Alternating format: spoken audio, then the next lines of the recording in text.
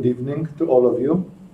As proposed a couple of weeks ago, last week I inserted a satsang about the relationship between the human beings and the different entities, spirits, forms of existence, beings in this universe.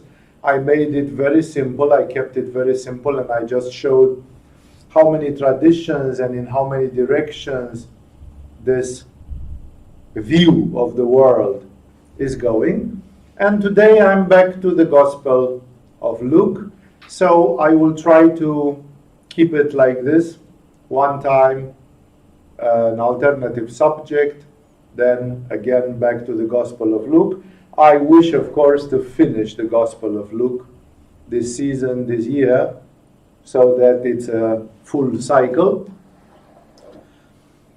Last time when I read from the Gospel of Luke, I was in the middle of a very strange, long demonstration, which, because I had not reached to the end of it, it was not clear where is Jesus trying to get, because he is the parable of the shrewd manager, as it would be called in modern language.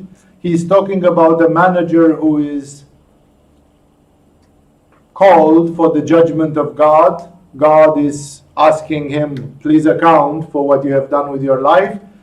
And he is acting in a very skillful way by getting support from other people who will vouch for him, who will act beneficially for him, who will mend their relationship with his master, who is God. And Jesus was telling in this parable, the master, who is God, commended the dishonest manager because he had acted shrewdly, like he somehow fixed it. For the people of this world are more shrewd in dealing with their own kind than are the people of the light. This is a very important statement. I passed it last time because it would have been difficult to comment it. I'm reading it again. For the people of this world, the humans, the normal humans, are more shrewd in dealing with their own kind, so people with people, horizontally, than are the people of the light.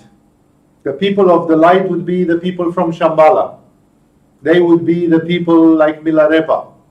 They would be, why not, the devas, the deities, and the angels. And Jesus tells an important thing. The people of this world are more shrewd with each other than the people of the light.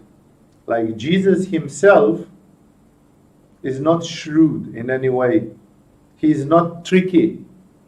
Jesus is a terrible diplomat. Of course, we wish that all the diplomats and the politicians of the world would be like Jesus. But then we wouldn't live on planet Earth. Then we would live in Hiranyaloka. Then we would live in Shambhala. Then we would live in a higher loka with much, much better resonance with the truth and the purity and the spirituality. In this world, the dominant chakra is Svadhisthana, and the personality of Svadhisthana in yoga is defined as Makara, the crocodile, the symbol of the astrological sign of the Capricorn. And the crocodile is supposed to be a tricky animal, slippery, tricky, its way of hunting, it's very twisted. The crocodile sheds tears, and even in common language people say, oh, you are shedding crocodile tears. Crocodile tears means insincere tears. On Svadhisthana, we have crocodile tears. Like people cry, but they don't mean it. People cry, but it doesn't come from the heart. People cry, and 5 minutes later they are ready to do the same shit again. There is no repentance into it. Those are not the tears of the heart about which Khalil Gibran talks when he speaks about crying from the heart. Crying from the heart, what Jesus expects, what Shambhala expects, what Mahatma Gandhi would expect from you is a purification of the heart. But the world of Svadhisthana is a slippery world, is a world of crocodiles, like the cat undulating on Svadhisthana, like the crocodile. You push it with a stick and it comes back from the other side and bites you.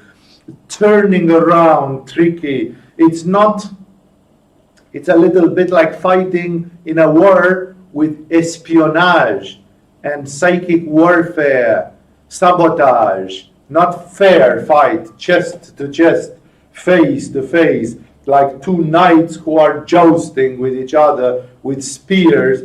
Let's see who is the winner. Let's see who is the greater warrior, like the direct thing on Manipura. On Svadhisthana, there is this slippery perversity, the lie, the cheating, the deceit. And Jesus says, people of this world understand other people of this world, while people of the light, as he calls them, they live by much higher principles. They would not make, sometimes a little compromise here and there can save the day. We see, that some person did some heroic act in Rwanda when there was the genocide in Rwanda, or some person did some heroic thing like Schindler's List or something in the Holocaust of the Second World War or something like this. It doesn't mean that those people were saints. They became sort of heroes, but they were not clean. They are just Svadhishthanistic people who dealt with other Svadhishthanistic people, and they made some deals. And sometimes those deals were beneficial to themselves. They had collaterals. They contained compromises. It was not a clean stuff. A knight from Shambhala would never do such compromises, would say, better die with honor than, stain yourself with compromises and things like this. But the people of this world sometimes have success precisely because of these compromises. Many, many things in what happened in the last 2,000-3,000 years, when we read about the history of our planet and different spiritual things, it's a history of compromises. You hear the history of the Catholic Church, it's like, are they saints or are they slippery business people? It's very difficult to know, because there are good things mixed with bad things. In the karma yoga which people do, like for example, the Catholic Church invented in the 20th century an organization which is very maligned. It's very maligned by Hollywood and the propagandistic enemies of the Catholic Church, which is called Opus Dei, and you almost cannot find any novel written by these pro-establishment writers which is not maligning the Catholic Church and Opus Dei. Opus Dei being a reaction of a Spanish bishop, prelate, high emissary of the church, who simply said, we noticed that already in the first half of the 20th century, the show, in the 19th century as well, the show began to be run by the money. The Rothschilds and Rockefellers and Morgans, and these are the people who run the world. And the Catholic Church, which once upon a time used to have probably the biggest financial power in the world, became second, third, fifth, 10th, 20th, 100th. Like there are many, many, many multinational corporations, financial empires, and others which became much stronger. And therefore, the Catholic Church started being kicked. It fell down to the ground and they mercilessly were kicking it. And this guy said, wait a second, we are almost 1 billion Catholics in the world, and we are just getting kicked by a handful of assholes just because they have money? Can't we, the Catholics, join hands and make money? And it was not very easy, because the Catholic Church, like many other religions, preaches poverty like a virtue. In the collective subconscious mind, the idea is that if you are poor, you are holy. If you are poor, you are clean.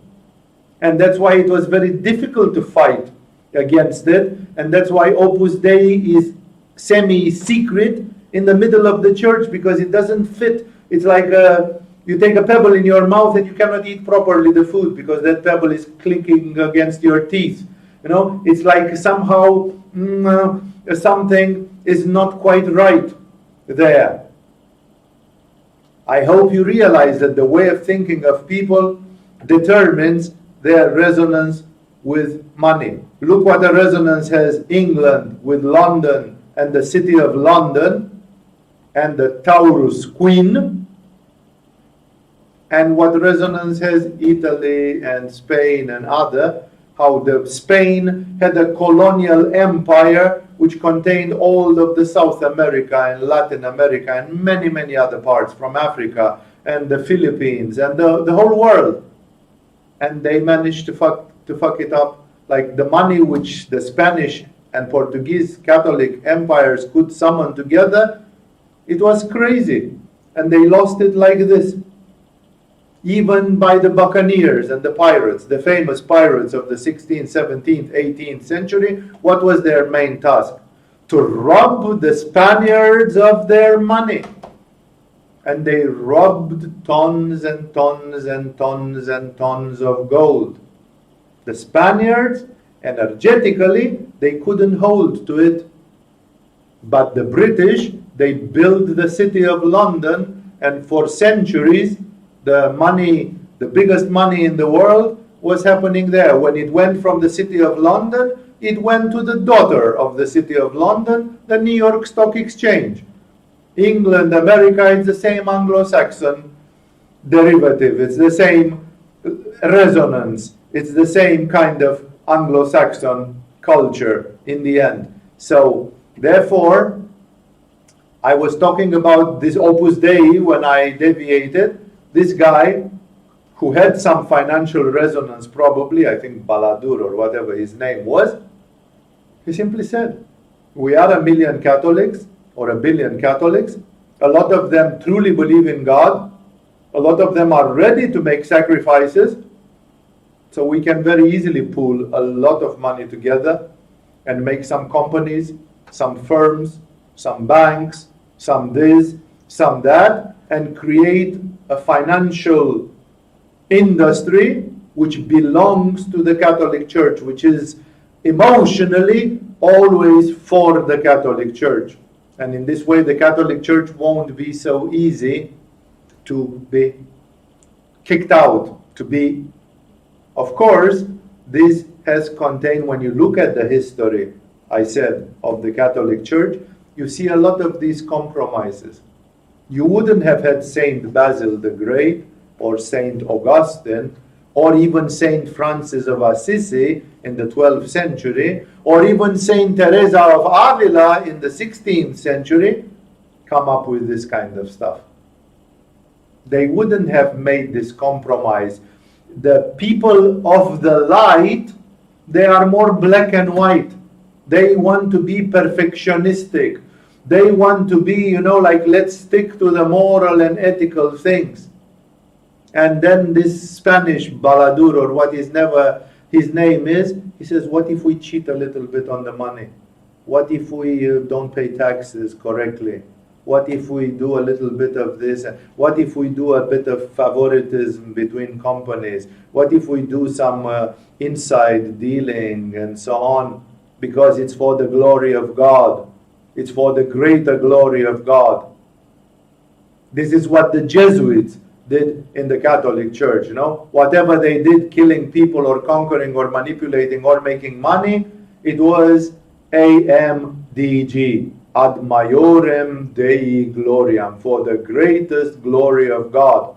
It was a sort of a Krishna-like karma yoga that you do, and sometimes you can do it even a little bit dirty. As long as it is for God, you are on the side of angels. As long as you don't smear your own hands, like this Baladur or whatever again his name was, who did the Opus Dei, he never became a rich man himself.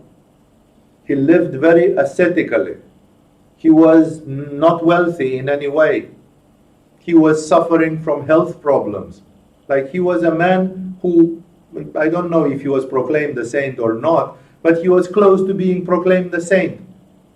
And his thing was that he adapted to the 20th century, and he created a sort of a compromise. Like, I know that you guys in Shambhala wouldn't dirt your hands with this, but we down here, we can take some shit. We can do some half honorable deals. It's not a fully honorable deal, but it's ad maiorem Dei gloriam. It's for the greater glory of God, and therefore it's justified in a way or another. And then it is like the whole point of it is that Jesus himself wrote about it, contained this idea, and he said the master commanded the dishonest manager because he had acted shrewdly. Like, sometimes God needs these shrewd people who promote a cause. He saved, I don't know how many children from being kidnapped and killed. And he gave $25,000 to a warlord in Africa. Yeah, but you shouldn't sponsor a fucking warlord from Africa. Because then with those money he will buy Kalashnikovs and God knows what. And it will get worse. Yeah, but he saved 10,000 children from death. It's a dirty deal. Whichever way you do it, it's a lose-lose. You win something, you lose something. So it's just that you are looking for the greater good. Where is a greater good? You cannot get a perfect. Maybe Jesus could get a perfect solution. But the solution of Jesus is Jesus would come and then he would get crucified once more. Jesus would find a perfect solution in shedding his blood again. But this guy didn't have the moral strength of Jesus to die on a cross for those 10,000 children. And then he made a dirty deal. He said, take $25,000 or $250,000 and leave those children alone. It's not the most elegant solution, but it saved 10,000 lifetimes nevertheless. So it's on the level of Svadhisthana and generally of the humanity, people are tolerating a certain amount of impurity. While one like Jesus, one like Milarepa, one like those from Shambhala, they find it like, I don't want to. Remember, we just saw the movie of Blaise Pascal, and at some point, because his sister was gone, he was alone, and he was socializing with all sorts of aristocrats because he was from the noble world. And he said, I never felt so disgusted, And then they asked him, so why do you do it? Well, he said, if I don't do it, I'm just going to stay in bed and die, leave my physical body, which he actually did soon after. He dropped out of this because he couldn't tolerate it anymore. Ramakrishna was smoking tobacco, and they asked him why. And he said, because when I am deep in samadhi, I never remember and wish to come back to this fucking planet. And then I suddenly feel like I want to smoke a cigarette. Because my body, today we know, he didn't know the explanation in those days, but today we put, because my body is addicted to nicotine. And the nicotine addiction says, smoke a cigarette. And then he said, I come to my body because of the desire for a cigarette. Like Ramakrishna claimed, and he was a very sincere man. We have no reasons to doubt that he was bullshitting, or because he was not the kind of person who was bullshitting around. Ramakrishna claimed that he was using inferior desires and even addictions to tobacco, which killed him. He died of a throat cancer. No, from tobacco, it's written on all the packages today. Tobacco kills, it's like we all know. No? And he used it to stay in the body, to be attracted to this world, to find some connection to this world. Sort of not very pure. It's not the most pure way of being. It's not the most pure thing. But it did happen. So Jesus is admitting sometimes people in the lower world, so he says, I tell you, use worldly wealth. Like if you have shrewdness, the wealth means wealth of knowledge, wealth of friendship. Worldly wealth doesn't mean only money. It means all the things of this world, to gain friends for yourself. So when it is gone, because it will be gone, your life will be gone, everything will be gone, your health will be gone, your ojas will be gone, your body will be gone, you will be welcomed into eternal dwellings. Eternal dwellings are not here. This is not an eternal dwelling. No. So he says, use the physical world as a trampoline, as a springboard to create merit, to do some good things. Save those 10,000 children's lives or something, and you will be welcome into the eternal dwellings when everything else was gone. So Jesus says, even if things are not black and white, do something positive to create spiritual merit. And he continues, whoever can be trusted with very little can also be trusted with much. And whoever is dishonest with very little will also be dishonest with much. So if you have not been trustworthy in handling worldly wealth, who will trust you with true riches? That's why there does exist a sort of...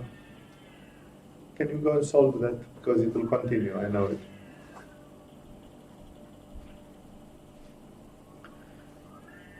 So he says, if you have not been trustworthy in handling worldly wealth, who will trust you with true riches? It's very, very important.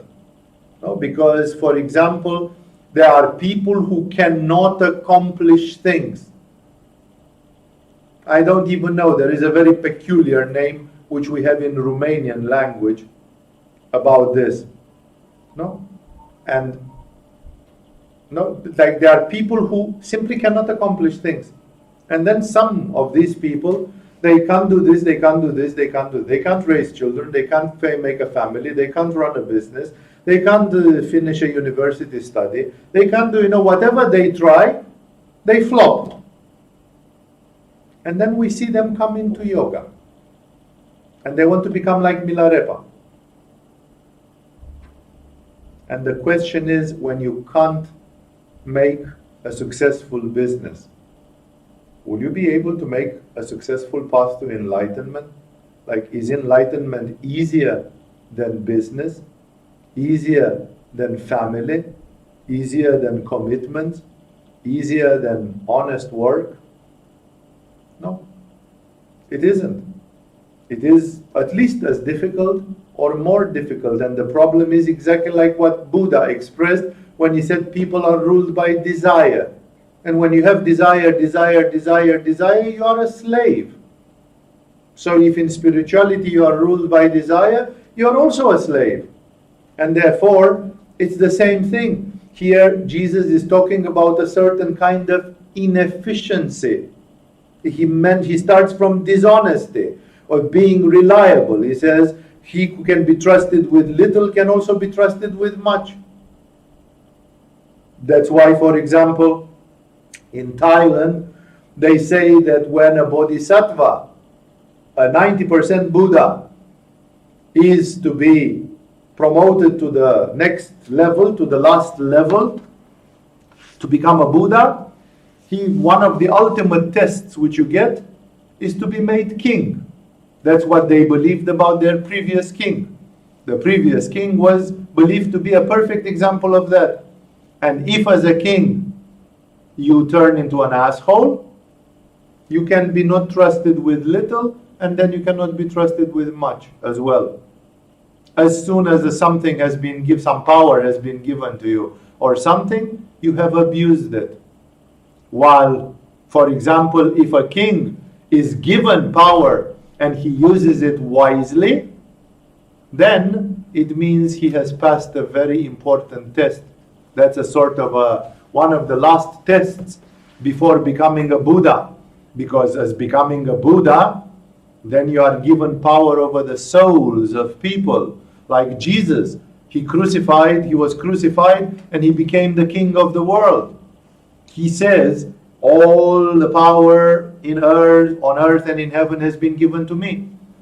No? That is a huge statement.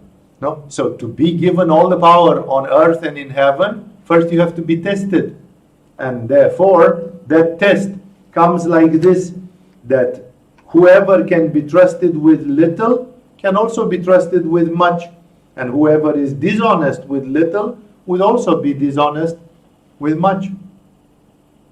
It is said that, for example, Judas, it's written by the saints, by the different saints in their commentaries, that Judas was stealing from the money of the collectivity. Judas was the cashier of the group of Jesus.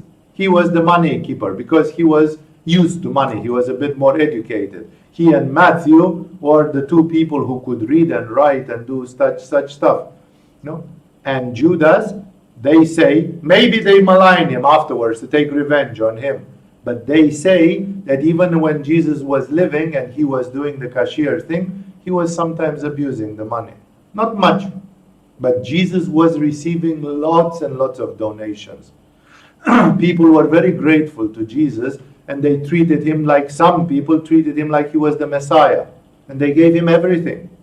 When he asked for a donkey to ride into Jerusalem, they gave him a donkey. Like nobody complained that, well, this man, he's asking for too much. No.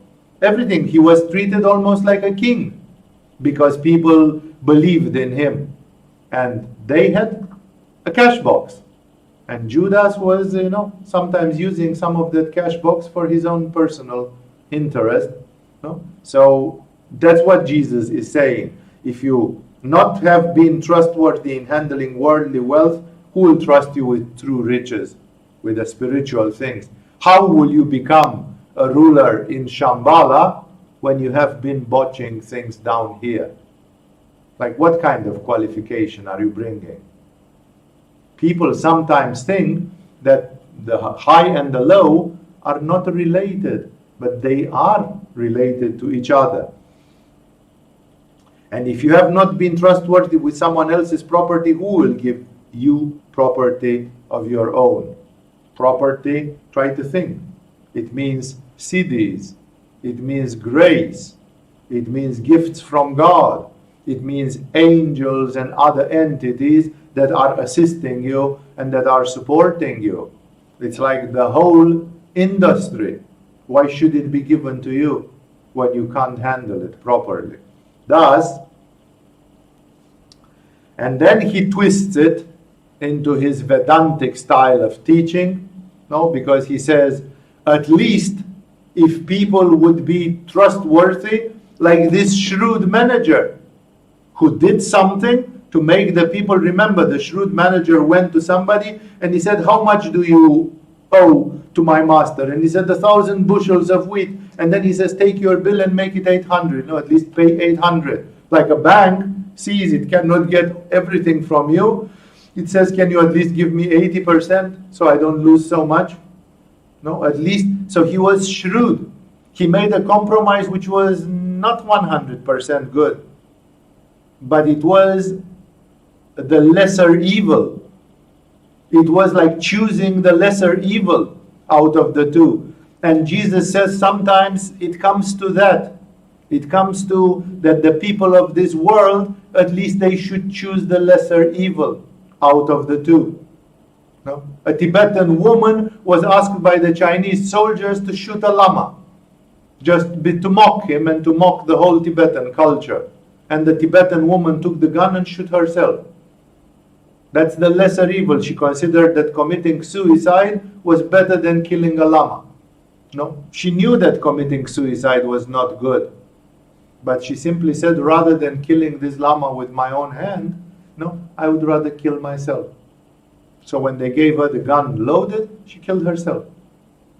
No? And that was, this is what this planet is like. It was not a clean solution, this one. We can say it's heroic. Hey, it was suicide, as a lesson. Why would you want to shoot yourself to get out of it, to avoid the lesson? Maybe she should have said, torture me to death. I will not do it. But she didn't have the courage to be tortured to death. It would have been still death, but not by her own hand. But it would have been maybe much more horrible. And therefore she preferred a quick one, a painless one.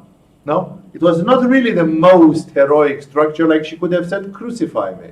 Like Jesus.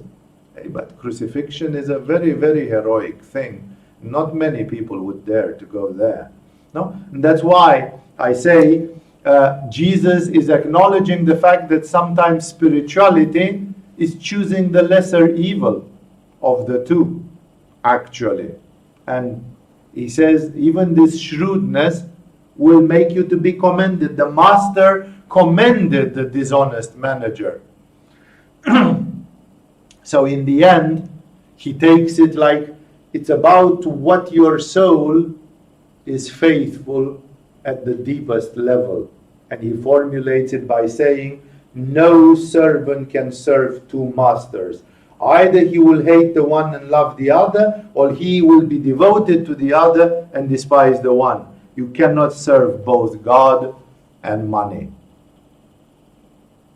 Please remember, that's exactly what Opus Dei does. It tries to bring the money to use them for God.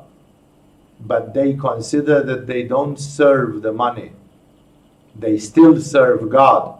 Their love is for God, and the money is an evil which they have to use.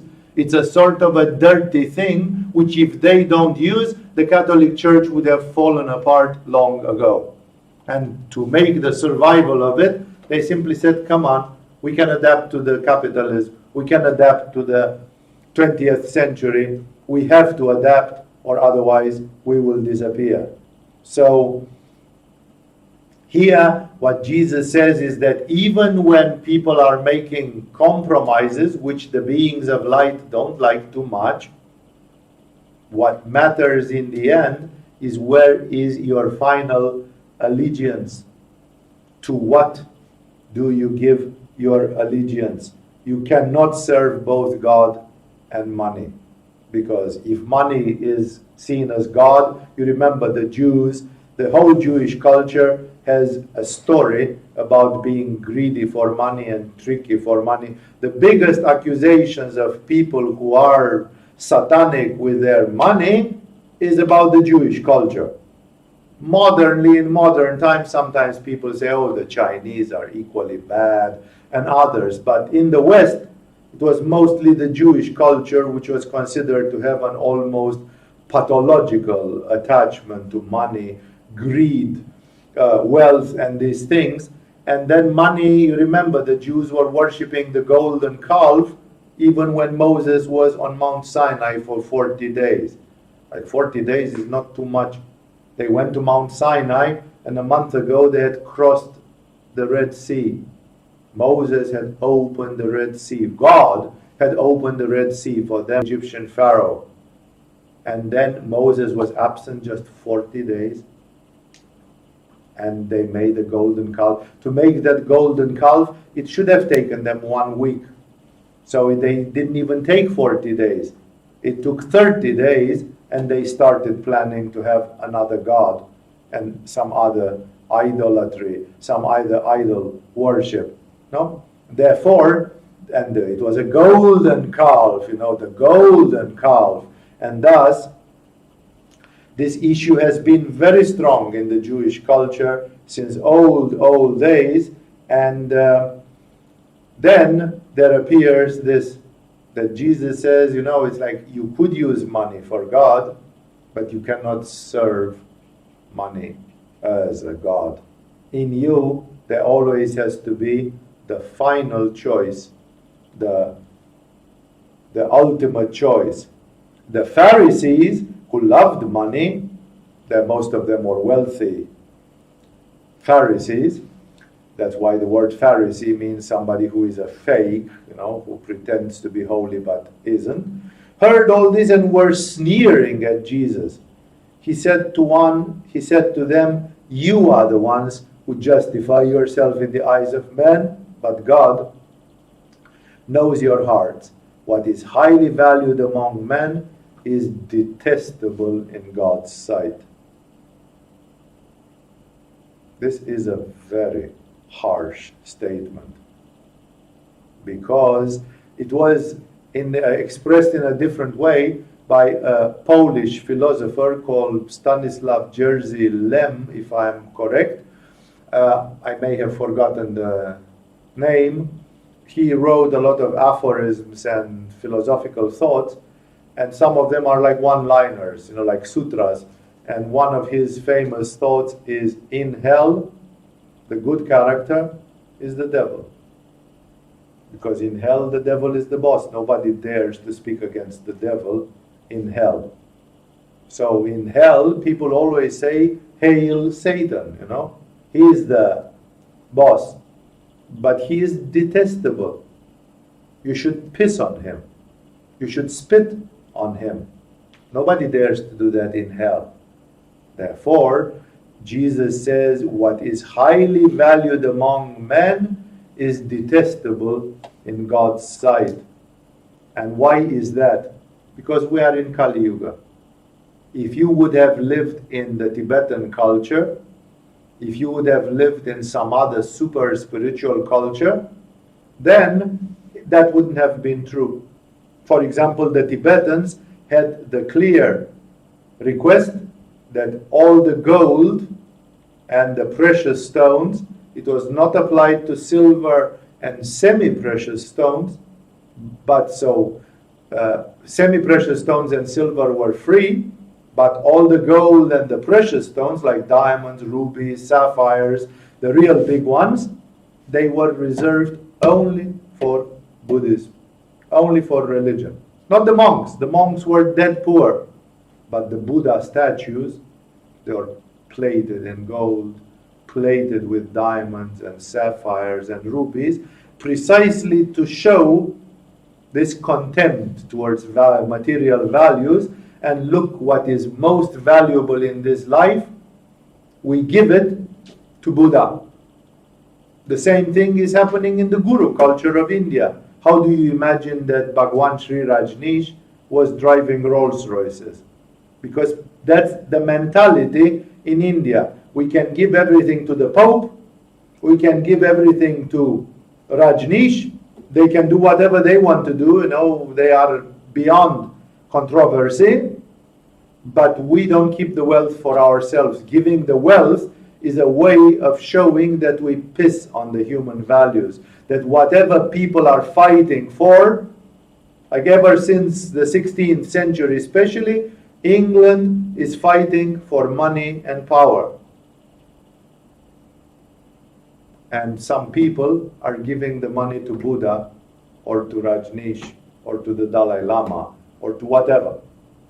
No? That's precisely to demonstrate that's why the Arabic world calls America and the Anglo-Saxon culture the Great Satan. Because in the American and Anglo-Saxon culture, everything spins around the money. It's all about money, money, money, money, money, money.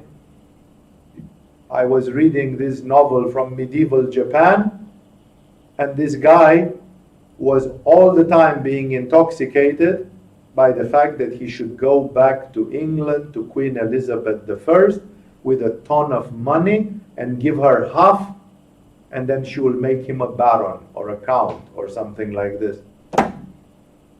This is the toxicity of this Anglo-Saxon culture, which is polluted by some of these very dirty ideals.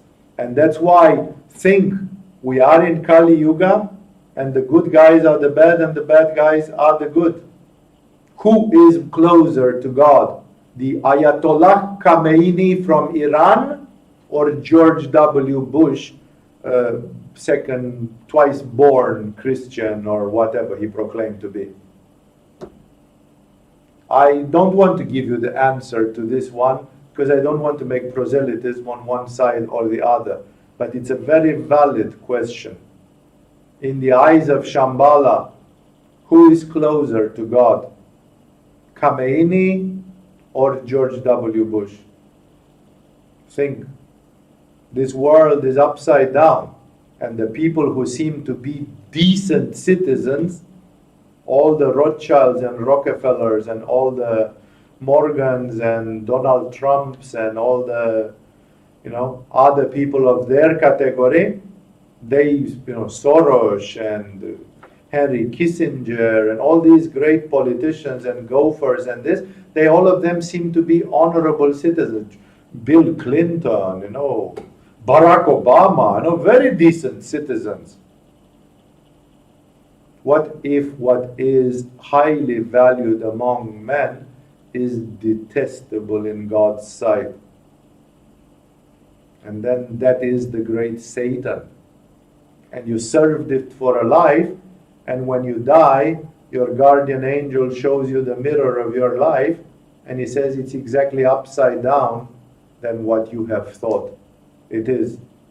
There is a medieval legend, if I think it's among the Trappist monks, of two monks, Catholic monks, who were taking a vow that whoever of them will die first will try to come in a dream to the other one and tell him something about the other world, because there is this wall of silence which prohibits us to know clearly what is what, and to have a bit of light, to have a bit of, like to know something, to have a little bit of that.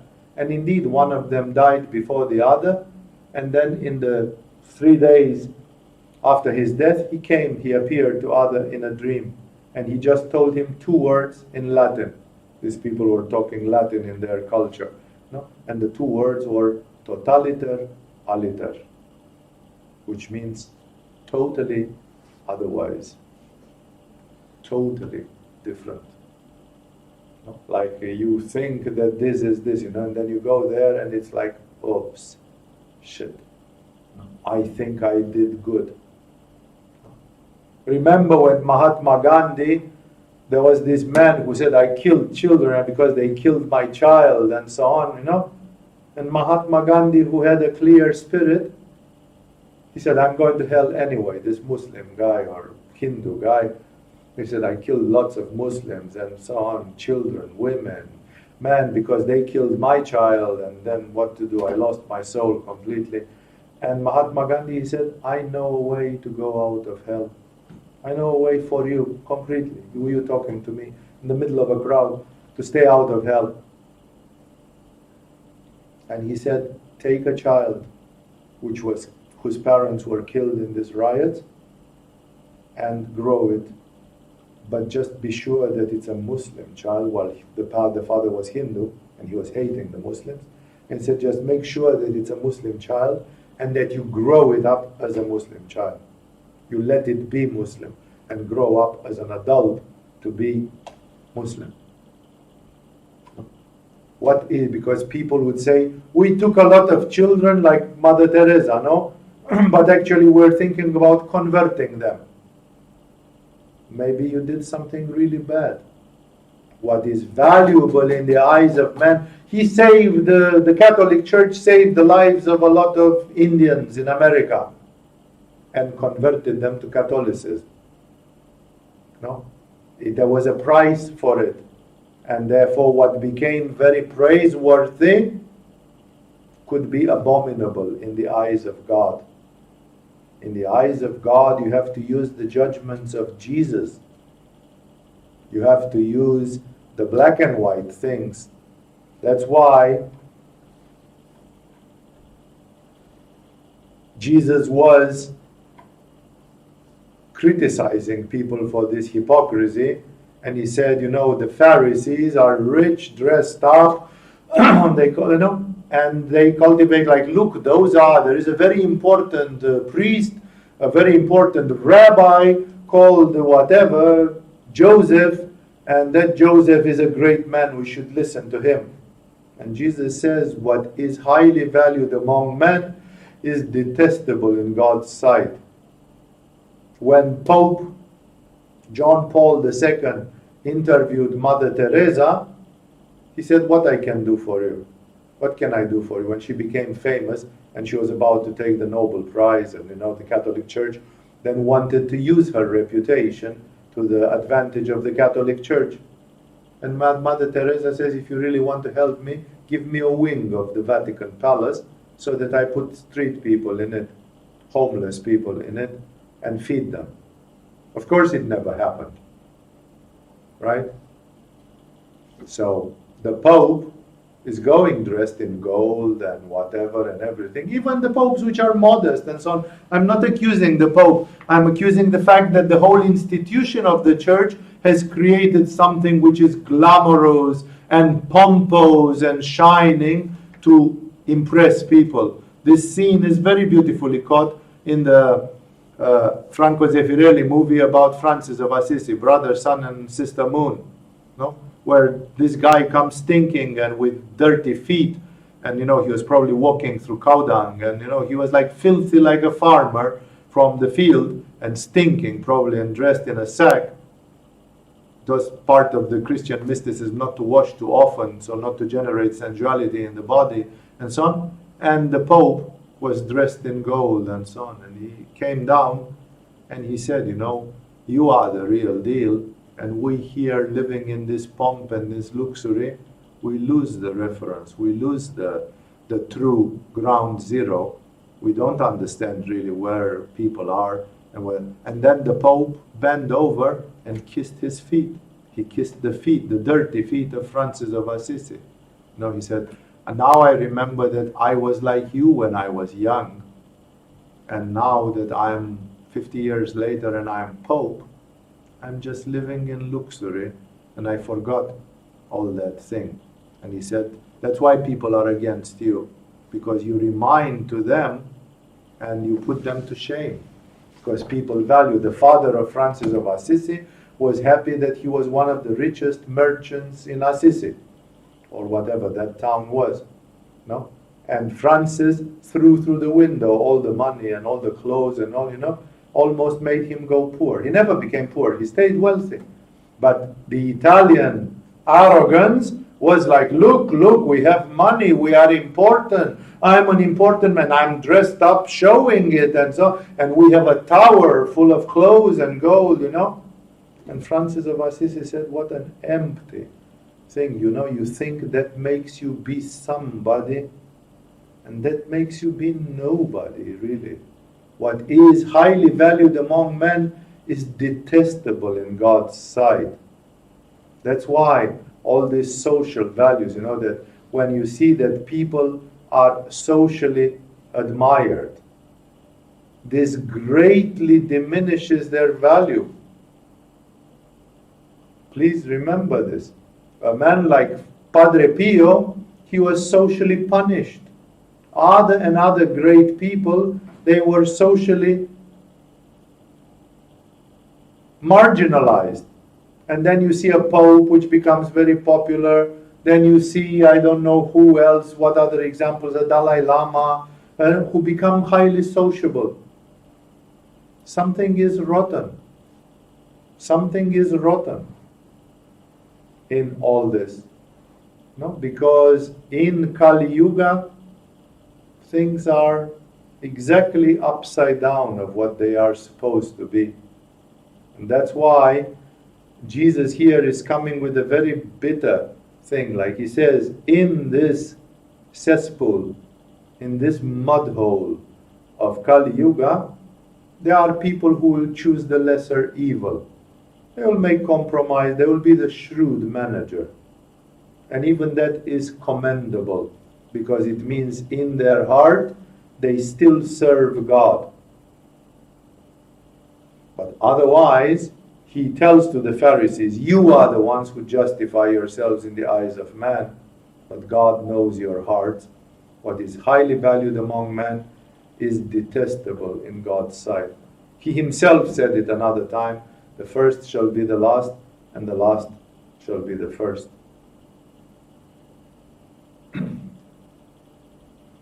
So It's very much to be meditated upon, because we live in a world where the values are very, very twisted. And people say, if yoga is so great and good, then why doesn't everybody do yoga and everybody revere the great yogis? It doesn't. In India, why didn't everybody revere Sri Aurobindo, Swami Shivananda, Paramhamsa Yogananda? Why did Maharishi Mahesh Yogi had to go away from India and he lived in Holland or wherever he lived for the rest of his life? He even tried to help India, and they tried to build a tower building in Bhopal, in a city of central India, and the Indian government, they just destroyed the project completely. Like, what is happening? So he continues. We are still in this chapter number 16. He gives additional teachings to this. He says, the law and the prophets were proclaimed until John. John is John the Baptist. So basically, Jesus says it very clearly. There was the law of Moses and the prophets, which were valid until 3 years ago. Because then John was replaced by Jesus. Because John said, this man, this being, I'm not worthy to tie his shoelaces. John was a big prophet. People considered him a prophet. And he said, this is something else. I'm not worthy to tie his shoelaces. But because this is the Messiah. This is God coming to the earth. It's a divine, it's an avatar. It's not another of us people. John could be considered a very advanced soul. But you cannot compare an advanced soul with a divine incarnation. Divine incarnation is something else completely. No? And so Jesus says it very clearly. This is what the Jewish culture cannot accept until now. That's why what I'm reading for you is the New Testament, or in English, the New Covenant. That God made a covenant with Abraham, and it was reinforced via Moses. And then when Jesus came, it all stopped and changed. Basically, Jesus says, what you did until John is like year zero. It's before Christ and after Christ. And the difference is at John. John was the last of the prophets. And then when John saw Christ, he said, hallelujah. Things have changed. Now the new thing is coming. John didn't live to see, because he was killed, he was assassinated.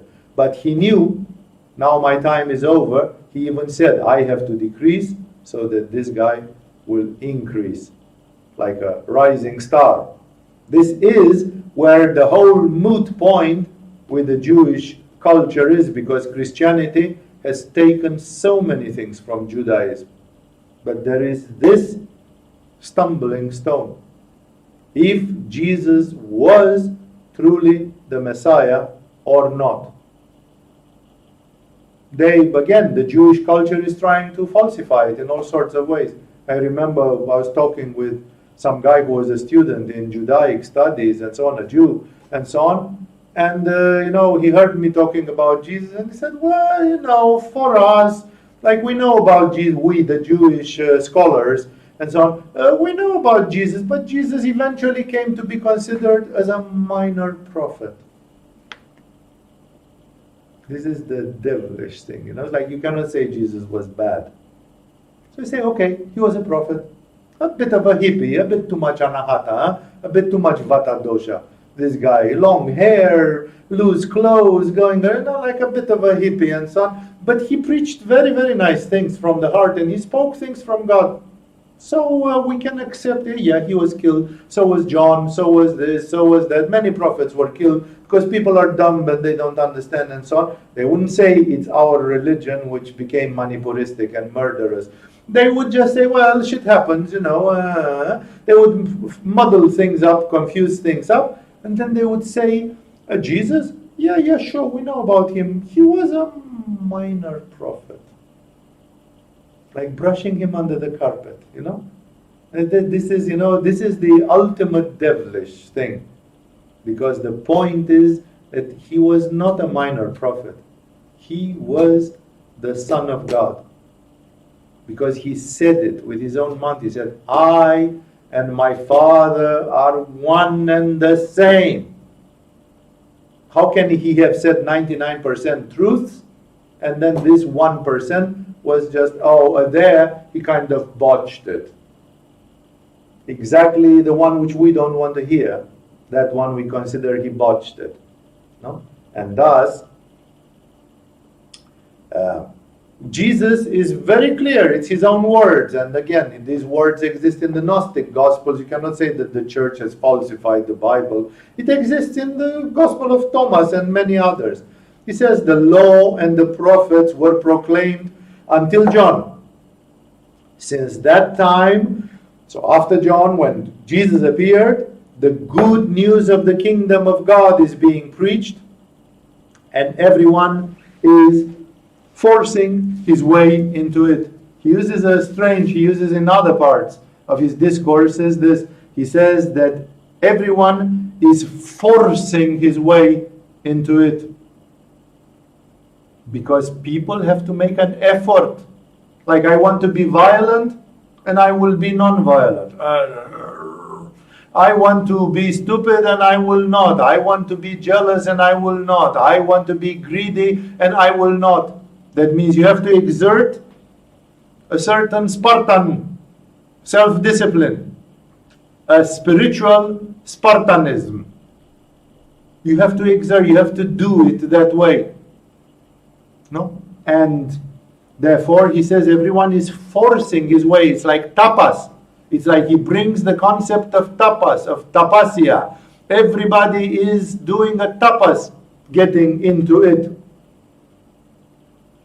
It is easier for heaven and earth to disappear than for the least stroke of a pen to draw out of the law. He says, what I'm doing here is the law.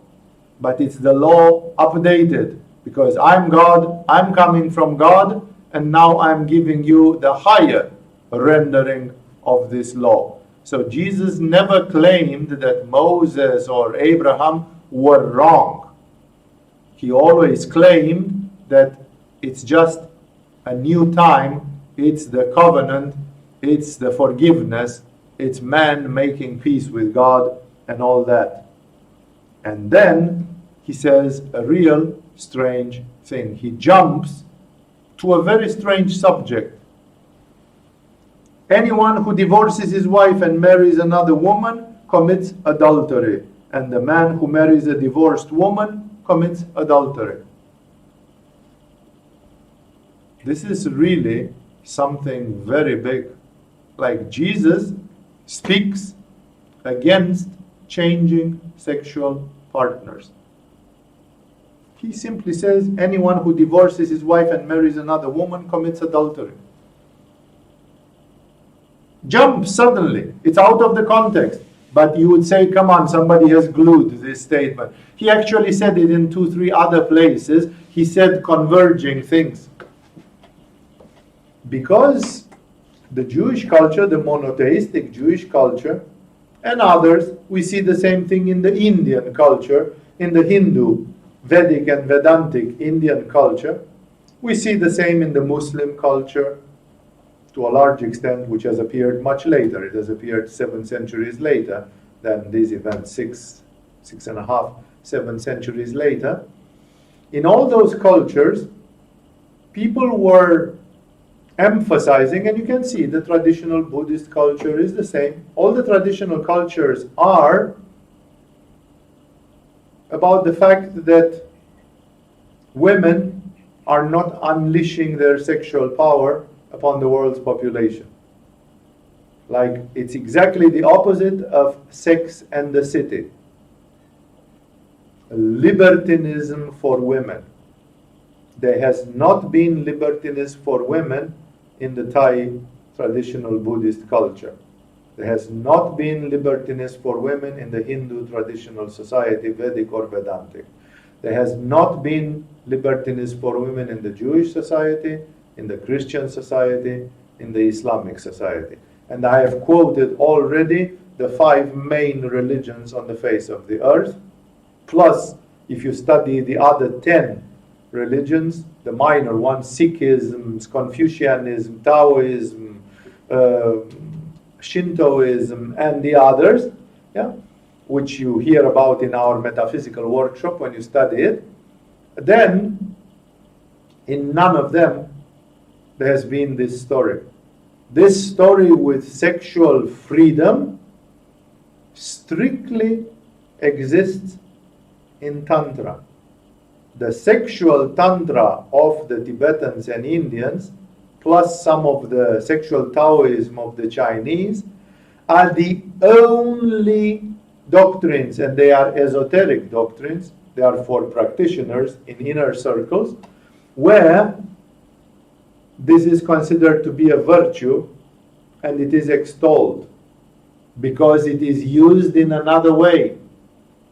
Men and women are advised to open up sexually, as we call it, but there is, for example, there is no allowed jealousy. There is no allowed attachment. Like there are some very special conditions which make that the dynamite will not appear. It's like you say you cannot use nitric acid with glycerin so that you make nitroglycerin. So one of them is saying, okay, no glycerin is allowed in our culture.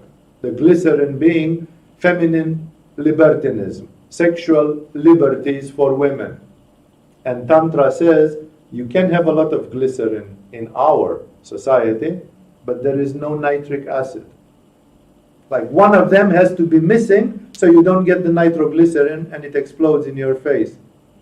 The combination between human desires, human vices, human attachments, human demonic tendencies, human materialism, and sexual libertinism, look what it is doing. I don't know if you are studying what has happened under the European and Marxist laws in the last 20 years. European and American laws. I said the word Marxist because people who study today politics, they say that both the Democrat tendencies in the United States of America, not Donald Trump, funnily enough, and also the European Union, they are actually belonging to a trend of philosophy which is called neo-Marxism. They are materialistic, anti-religious, they don't favor God at all, and they actually believe that the masses want an even distribution of wealth. It's like today when the Americans explode in the street, they pretend they explode because of George Floyd or whatever his name, poor guy, was, but they go and destroy the Louis Vuitton shops or something. Because actually, when the French Gilets jaunes, the yellow vests, exploded for weeks and weeks, half of a year, almost a year in Paris, they destroyed wealth on Champs-Élysées, all the luxury shops and hotels and cars and everything, because there is an envy of the poor people against the smart people who can make tons of money easily, and it's like the poor people hate their gut for a reason or another, which is sometimes not very wise. When Saint Barbara defeated men in philosophical contest, they assassinated her. When Hypatia of Alexandria defeated Christian bigots in philosophical debate, they murdered her. When Socrates showed to people the shit in their lives and the hypocrisy which they practiced, they made him drink poison and they assassinated him. People don't like to be shown that some people are superior. There are people who are super intelligent, like this guy Elon Musk and so on. I'm not saying he's a good guy. I'm not saying he will go to Shambhala. I'm not saying he's a positive spirit. There are many people who report that many of his actions are very demonic and materialistic and twisted, and that he's a psychopath, a sociopath of some sort. That doesn't matter. Is he clever? This is the guy who created PayPal, for God's sake. And then he sold it for $1 gazillion. No? It's like, and then you are jealous that he has rockets and spaceships and so on. But he created PayPal. Why didn't you create PayPal? Truth. Because you're stupid. You are not as smart as he is. Because he is simply super, super smart. And then we hate the gut of people that are super smart. That's just the way envy goes. And this envy is creating that today politicians who are part of this, the politics of Europe and of most of North America, is called neo-Marxism. These people are Marxists. 5 years ago, they inaugurated a new statue of Karl Marx in the city of Ghent or whatever, somewhere in Belgium. Like, until 20 years ago, if you said you're Marxist, it's like you're the devil, It's like the Americans said, the commies are Satanists, the commies from Russia, and we, America, in God we trust, we are the people of God, and all that bullshit, which was just lies and hypocrisy. And today, the wheel has turned, because after a valley there comes a hill, and after a yin there comes a yang, and the pendulum is moving exactly to the opposite extreme. And Western Europe and America, they are slowly becoming neo-Marxistic. And in this neo-Marxistic things, I don't know if because some of these things are happening discreetly. I cannot give you the number of the law and this, but just go and do research. There is legislation passed in most of the European Union, United States, Canada, which legiferates sex with animals. If you love your sheep and you want to fuck her, it's fine. It legiferates within special conditions pedophilia. That sometimes children can give their consent to be fucked. It legiferates a lot of things that your hair will stand like this. And of course, it slowly legiferates marijuana. Why not soon cocaine and heroin and others, There are many of these libertarian people who say, why should people inject themselves heroin on the street and die when we can make a shelter for heroin addicts? They can go and inject heroin legally into a shelter where at least they will not die frozen and so on. Like very humanitarian excuses are being brought to these things. And that's why I'm saying that I started from this strange quote from Jesus. Anyone who divorces his wife and marries another woman commits adultery, and the man who marries a divorced woman commits adultery. For women, the highest value was considered virtue. Virtue, and virtue, in case you forgot the meaning of the word, what's a virtuous woman? A virtuous woman is a woman who does not fuck around. It's as simple as that. That's what virtue means for women, to not fornicate. That's why there is no need for abortion, Of course, if you go and have sex with 20 guys, you will have a pregnancy from time to time. No? But that's fornication. And today, it's becoming not only legitimate, it's becoming completely encouraged. Like women like Hillary Clinton and others, they are fornicating openly, and the people like Bill Clinton, they have sex in the Oval Office, and it's like, okay, in the end it's just a big joke, because we are watching Sex and the City, so everybody is like that. This legiferation is against the old law. Please remember, there is an old law. And this old law simply says men and women have to be brahmacharis by celibacy. And when they get married, they should have limited sexual activity for a while and then cut it off as soon as possible.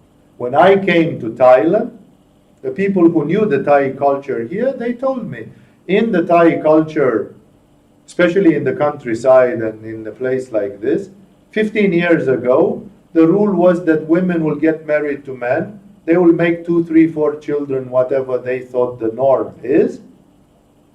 And then there would be no more sexual life in the family. The women, generally, 15 years ago, it was a sort of a common knowledge that women who were 35 years old or more, they didn't give pussy to the man anymore. And that's why it was a well-known thing that in the Thai culture, men were sometimes having concubines. It was illegal, it was an institution that men, especially if they had some wealth and they could afford, they could pay concubines because sex with their wife was finished. That being considered a Buddhist virtue. That was the Buddhist way to be for a family and for a woman. Like, okay, when you are 25, you want to fuck like a rabbit. We hope that when you are 35, you cut the crap. You've had enough, okay, you've done your children, you've had your years of youth, okay, now become Buddhist. Like, that's what Buddhist religion was teaching. In all the religions of the world, the classical ones, there was this sort of diminishing of sex and not transforming sex into an enjoyment. And then, what about Tantra? How can Tantra be a spiritual path? Tantra is using the sling effect. When Apollo 13 was on its way to the moon, and they broke down, an engineer was one of the engineers who was coordinating things. He realized, how are you going to bring them back when they fly with big speed towards the moon? The amount of energy is absolutely astonishing to stop them, turn them around, and push them back to the earth. So they came with a genius solution to sling them around the moon, to go around the moon, and the moon will throw them back with its gravitation. And then when they are coming back, they will add a little bit of push in the engines to take them out of the orbit of the moon and push them towards the earth. And they managed. So Tantra is like a sling effect.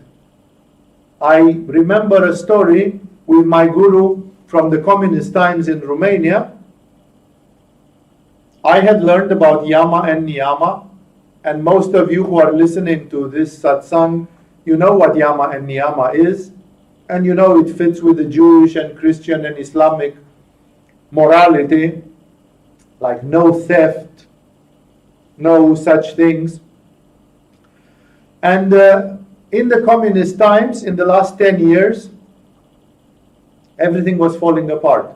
There was more and more corruption because the leaders were becoming dictators and crazy, paranoid, psychotic, psychopathic, and the whole nation was suffering because of that. So the human quality from 1980 to 1990, in the last 10 years of communism in Romania, the human quality was decreasing abruptly. All the beautiful ideals, they were beautiful on paper, all the beautiful theoretical ideals of communism and Marxism, people were pissing on them.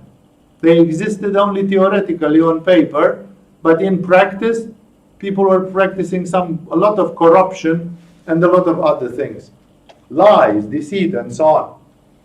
And a simple street form of this was that they were having the public transportation in Bucharest was having some minivans in which you can have 10, 11, 12 people and a driver. So these minivans were circulating some special routes in Bucharest, and they would have a fixed trajectory, and you would stop them. You would hitchhike with them. And they would stop, you'd open the door, you'd get inside, and you'd pay a ticket, because there were just 10, 12 people, it was not difficult to follow this.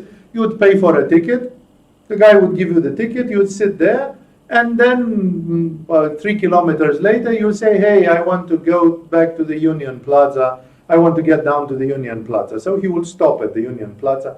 And some people had started a very bizarre and very not Marxistic and communistic and not moral system. When they were going down off the bus, they would leave the ticket to the driver. So actually the driver was reselling the same tickets, and he was putting the money in his pocket. There was no reason. It was just like people's brains were getting rotten with corruption. It was like doing corruption for the sake of doing corruption. Like the passengers were not getting any benefit from this. But their mind was, if this guy can make an extra penny, we are all miserable in this communistic culture, let him at least have some go happy at home to his kids with $100 in his pocket, which he made today. Which was, of course, undermining the government who was paying for the minivans. Like the government, the company, was not making the money because the money was being, the guy was reporting very low income in the end of the day, because at least half of that money was going to his pocket. And then I see that my yoga teacher, I get with my yoga teacher into a minivan, and he does the same. When he gets off, he gives the ticket to the driver. And I'm asking him, not to revolt it or anything, I was respecting my yoga teacher, and I just want to learn. And I'm saying, listen, this is not according to Yama and Niyama. It's like, why would you do it? No? Like, why would you do it? Like, I understand that the others are idiots, and they act like lemmings, and they don't even think. They are just hypnotized by the collective corruption, that in the collective mind there is a streak of corruption, and everybody's mind is hypnotized. But what would you fall for it, who are supposed to be a conscious person? And he said, by doing this, by accentuating the corruption in the communist government in the country, you make the country rot faster and then come out of it. It's like a roller coaster. When the roller coaster goes down, it goes like zoom. It goes up. It's a sling effect. It's the same sling effect. It's like judo. When you fall on the back, you throw the other guy over the shoulder. It's the same effect that you have sometimes to go through the sling effect for it. Tantra is the sling effect. Tantra is trying to build virtuous men and virtuous women by sanctifying their sexuality, by refining their sexuality and bringing it to anahata, vishuddha, ajna, so that it becomes hallowed again. It becomes sex with God, for God, in God. And thus, Tantra is very different from what Jesus is preaching. Jesus is not teaching Tantra. The methods of Tantra were not well known in the Middle East. And Jesus is never alluding. By the way, there is also a paradoxical method which the Taoists from China are practicing, which is quite the other way around. No, he's not mentioning it. Either he heard about it or not. He never says. He's pragmatical, and he says, here, in this culture, with these people, that's what is to be practiced. That's what will work best right now. People will say, so why do you practice, you, Swami, Vivekananda, teach and practice Tantra? Because we are in the 21st century, and everybody has watched Sex and the City. That means we are in a totally different world. The standards of men and of women are very different. And because of that, the methods are very different. I said it once. There is one of these guys who is teaching PUA, pickup artists, the sort of quick seduction methods. There are some 5 or 6 famous of them. Strauss, Angelo, and a few others. The guy who wrote The Game, there is a famous book who started it all called The Game. And it's not The Game, the movie with Michael Douglas. It's a book called The Game, in which is about, there are methods of quick seduction. These people have studied NLP and others, and they've created the science which is called PUA, which means pick up artist. That some people, by taking women, humiliating them, telling them you have a, what's that? Is that a mole on your face? Oh boy, that's big, And the woman feels so humiliated that you told her she had a big ugly mole, that she's trying to have sex with you so that you like her in sort of as a compensation, as a psychological compensation. So these people are taking very beautiful women in a party, and they insult them, they neglect them, and those women come immediately and they sleep with them in that night, because that's how the psychology of the women is. So, of course, feminists and other women, some of the women, they hate these pickup artists because they are very successful and their methods are working, actually. And because they know, they understand the female psychology and they misuse it in this way, then they are very cynical about picking up women and having sex with them, and the feminists are trying to demonstrate that it's an abuse, but they cannot really. Nobody has been really tried for these things, and so on. So it's a struggle. It's a typical 20th century wolf against wolf type of thing. And I remember having seen one of these pickup artists who was giving consultations about a video online about relationships. And he said, if you want to pick up women and have sex with them one every night and so on, then you use these methods. If you want to have a lifelong relationship with one which you love and cherish, he said that's a different story. And he makes a very nice diagram showing the different psychological characteristics, how much self-confidence, how much of this, how much of that. And I'm trying to create the profile of the perfect woman. Like what would be a woman who would stand by you, who would be like a samurai woman and will die with you. If you go to hell, she will come with you to hell. Like she would be loyal, and a woman, like in the old days, when you didn't expect the woman of Moses to exchange him for another man or something like this, or the woman of Ramakrishna to exchange him for some other dude or something, or the woman of Rama, Sita, to be disloyal and to just sleep with the Ravana, the demon who kidnapped her, and so on. And this guy is eventually started giving rules, like there are different rules by which you select how to cut down. And he gives all sorts of funny rules. He says, if the woman has a tattoo or a piercing, cut her off your list. But just by saying this on a satsang, how many women who listen to this have a tattoo or a piercing? And they say there are some of these pickup artists who say we are good to be fucked, but we are never good to be taken as wives because we have a tattoo or a piercing. This disqualifies us because it means we are wild at heart, we are ready to be like Sex and the City, we are a little bit too independent, we are a little bit too much this or that. And he continues. And one of the rules, which was like, when I heard this one, I said, come on, man, now you are really stepping on the tail of the cat. He said, if she had more than 3 sexual partners in this lifetime before you, don't take her. Cut her off the list. No? I was thinking, what the heck is he talking about? Then I thought, most of the women that I've known in my family, most of the women that I've known in the generation of my parents and uncles, as well as most of the women that I have known in the generation of my high school class, if you ask them, 90% of them, they did not have more than 1 sexual partner in this life. They got married, they had 1 sexual partner, that was it.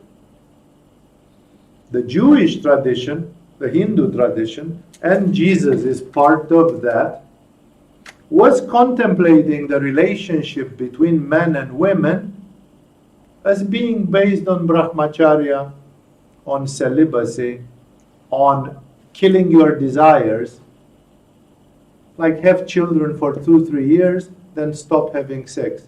Try to become like brother and sister. The perfect marriage advocated by Augustine and other saints of the Christian church is the white marriage. Your father and mother are forcing you to get married because they are idiots and they think that happiness exists only if you get married. So you know what? Say okay, get married, go in the bedroom, give each other a big hug, kiss on the cheek, and so be it for the rest of your life. Like live like brother and sister. Become the best chums, the best friends in the world. When the doctor will come and check the woman at 50, at the age of 50, she'll say, "Madam, you've been married for 30 years and you are still a virgin." In all honesty, that's what Christian saints preach. Yeah, but they say, we know not many people have the virtue, the strength, the Spartan spirit to live like that. But at least we can have a second line of defense, a third liner, like, okay, don't be virgin, have sex for 10 years with just one partner in your family. And when things are getting shitty and boring, then stop. Stop and become solid citizens. Pray to God. Keep yourselves busy with something else. Sex is not, sex and marijuana and sex, drugs and rock and roll, None of those. Don't have those. No. Stay clean. Live a pure life in this way. Today, when people hear this, they are scorning it. They are laughing. They are like, it's like, are you mad? Who would do this? Who would go there? The society, especially in the last 50 years after the 1960s, the society has passed the point of no return. Like, it's not really possible. Can you contemplate that the Dalai Lama or Swami Shivananda or whoever will become so charismatic as to tell to men and women, push back in your box, get back to your box, live like in the Neoplatonic love of the ancient Greeks, live like Rumi says, or no? Everybody will scorn and say, come on man, you're crazy. So that's where the problem is. All the old religions, they see, and Jesus is part of that, they see that the relationship between the man and the woman should be minimally sexual. Only minimally, like, okay, if you can't hold it and you are totally obsessed with your sexual energy, then do some, but not more than necessary. And then cut it down as soon as possible. And that's it. And don't exchange sexual partners. Because the thing is very clear.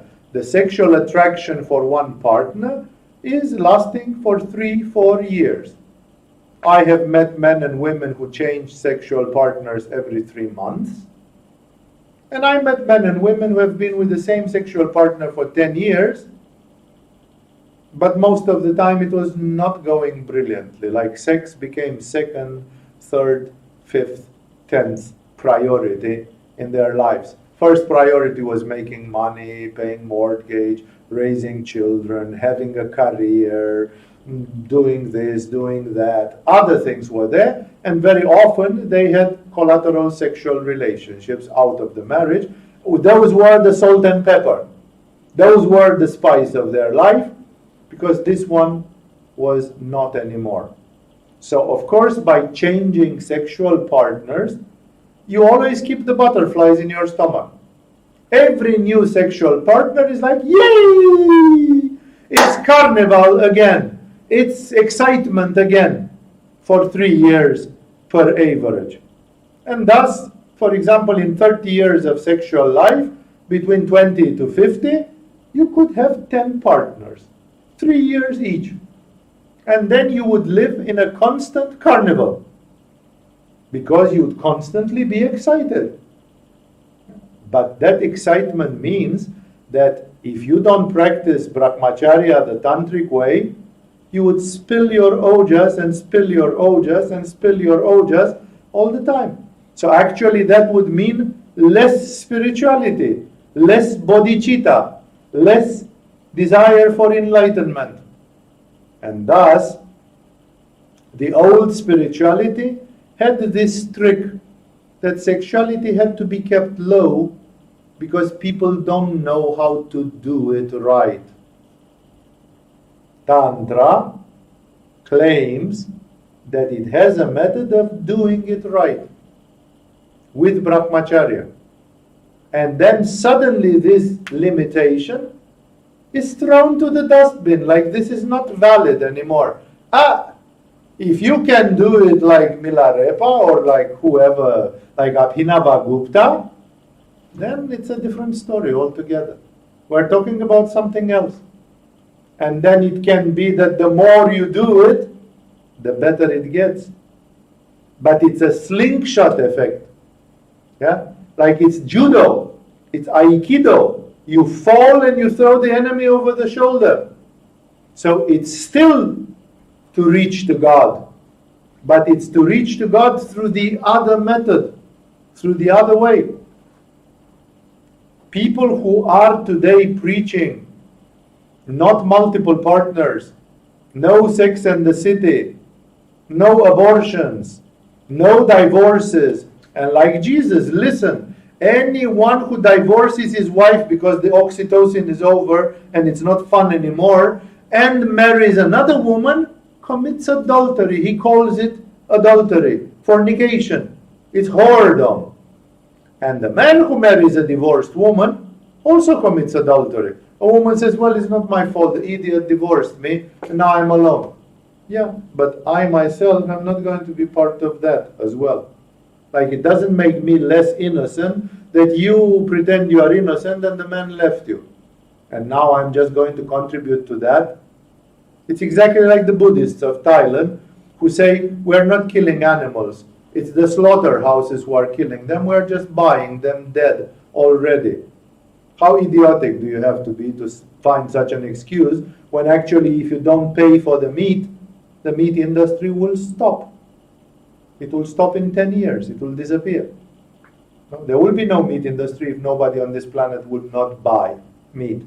They cannot produce it and let it rot on the shelves. Thus, it's complete absurdity. So here he says, if a man takes that divorced woman, he's actually supporting that industry because the wheel is turning. The cycle is continuing. So he says somebody has to put the foot down and says, no. No. In India, nobody would take a widow. So you should better not be a widow. No? Widows had a terrible fate in India. There is this movie of Mira Nair, I think, which is called Water or something. She made Earth, Water, Fire. And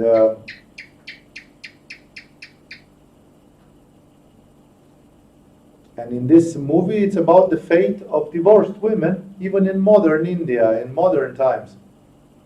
Not now in the 21st century, but like 50 years ago and more.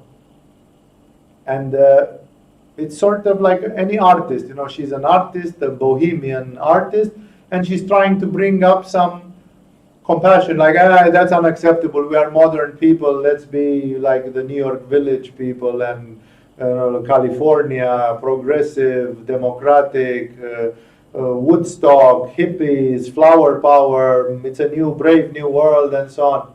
But there was a meaning to that culture.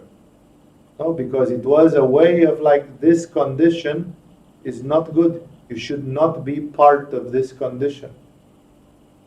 I'm not managing to explain it very eloquently right now because I don't want to go into all the details of that culture. But Jesus is part of that old culture. which simply says men and women should be disciplined, Spartan, without desires, live a holy life, and consecrate everything to God. And if it's difficult, it's difficult, and that's it. That has become unacceptable today. And that's why when you read this, you say, you must be kidding me. No, like Jesus doesn't accept this. And then what about Tantra? I told you, Tantra is the sling effect. It's exactly the opposite. It's the judo and the aikido of it. If you cannot stop your desires by abstinence, like you see in the movie Samsara, where that guy is asking him, what will sex take? Because the guy is totally obsessed with sex, and in the end, he discovers, it's like, what is best? Somebody is asking him, what is best, to fulfill all your desires or to control one single desire? Because if you can control one desire, you can control them all. The problem is the principle of desire. The problem is that people are possessed by their desires, and Buddha said it clearly. Desire is without end. It pushes you to want more, and to want more, and to want more, and never enough is enough. And thus, Jesus is from the Spartan streak of spirituality. No, there should be no compromise. People should not slide into it. You would say, what if Jesus would have known how humanity will become in 2,000 years? Well, he probably did, because he was God. So he had the clairvoyance to see. But that, to them, even the way Europe and America were 100 years ago, the way the world has become in the last 30, 40 years, it's a nightmare from a sexual standpoint. And when I have learned Tantra, I ask my teacher, how are you going to push people back to be like Sita and Rama? To be like Sitaram, to be like the perfect couple. No, the man-woman as the Vedas sees it. And he says, it's only with a slingshot. He says, I'm not preaching sexual repression, like trying to stop Apollo 13 to go to the moon and turn it back. It has to go beyond the moon and come back through the power of that. So Tantra is saying, okay, if you cannot refrain, then make it 110%. Do it until it comes out of your ears, Do it until you are bathing in sex and sensuality to the point where your nerve system says, you know what? I've had sex for 10 lifetimes. And now I know what it is. And, my clear meditation can see that it's just desire, desire, desire. As much as the man pushes his pelvis in the pelvis of the woman, they cannot become one physically. It's a sort of please, they try to become one, but physically you cannot become one. So eventually something in your mind wakes up and says, the real union is the union of the spirit, is the union of the heart.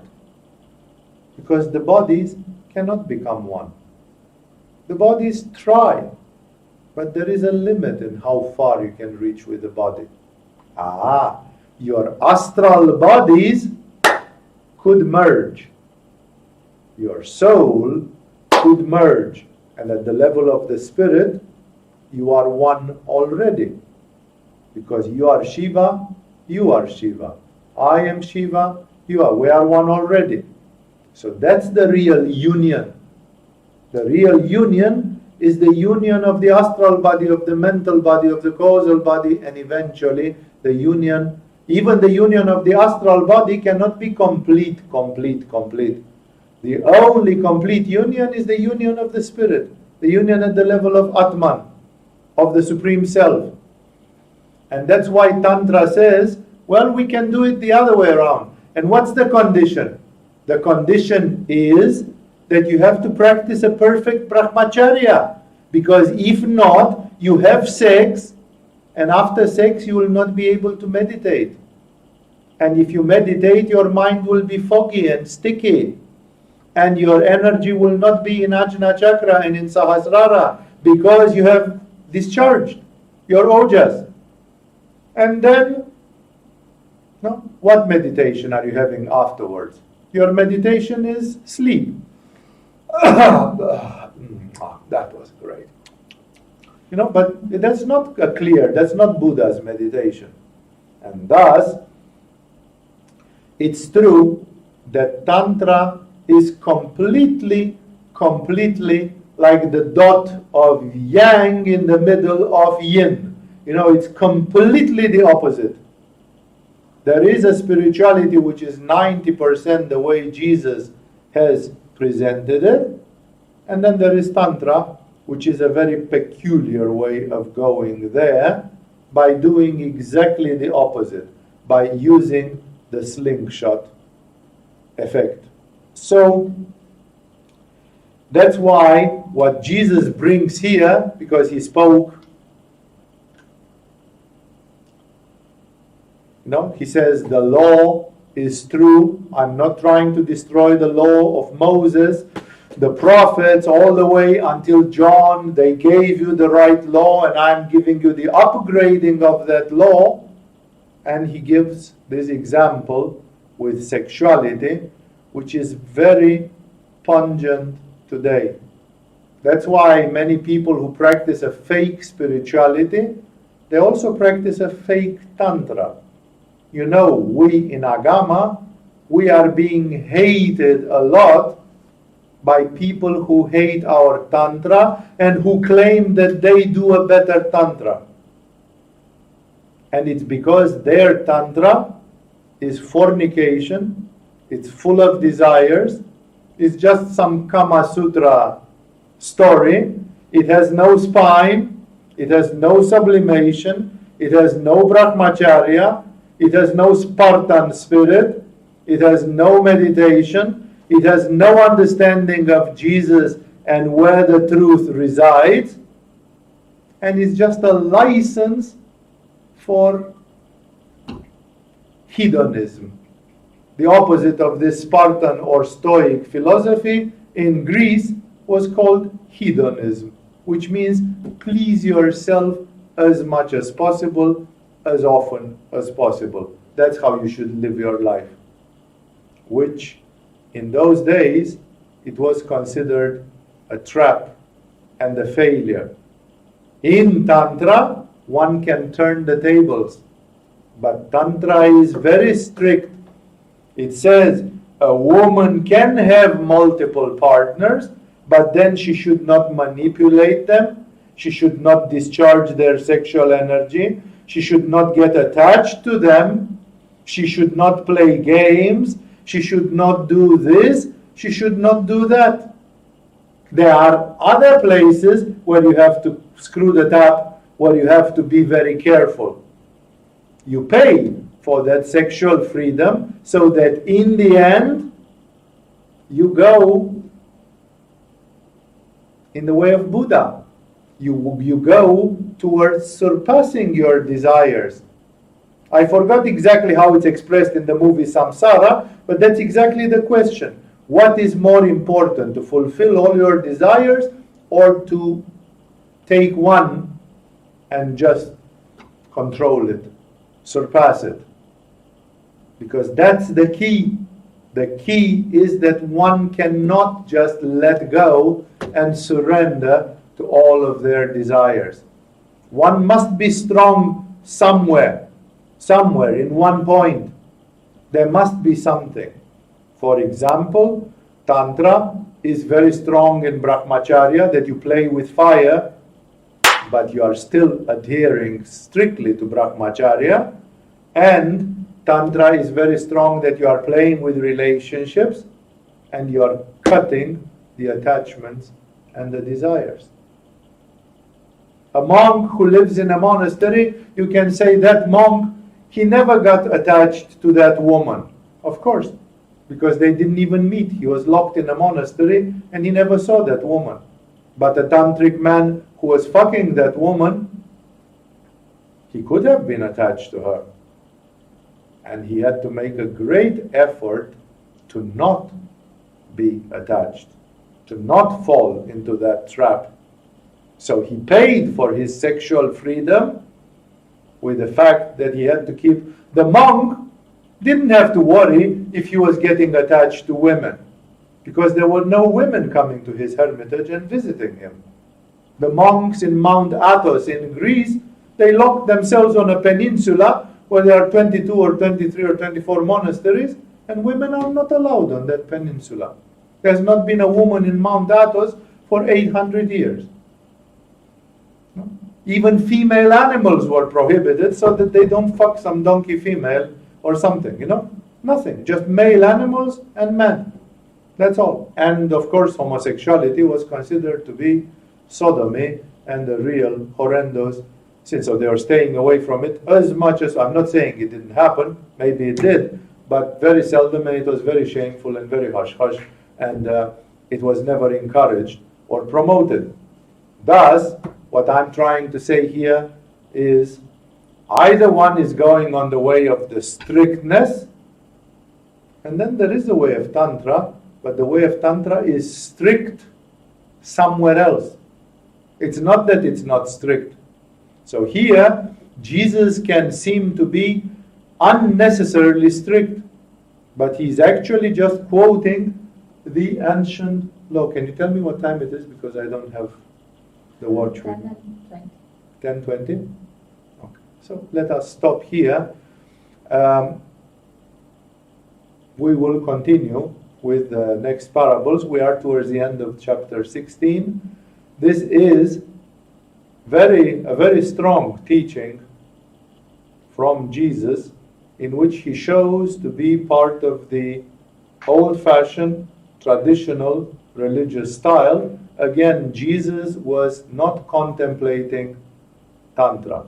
It doesn't say that Jesus would disagree with Tantra. I feel that Jesus does not disagree with Tantra.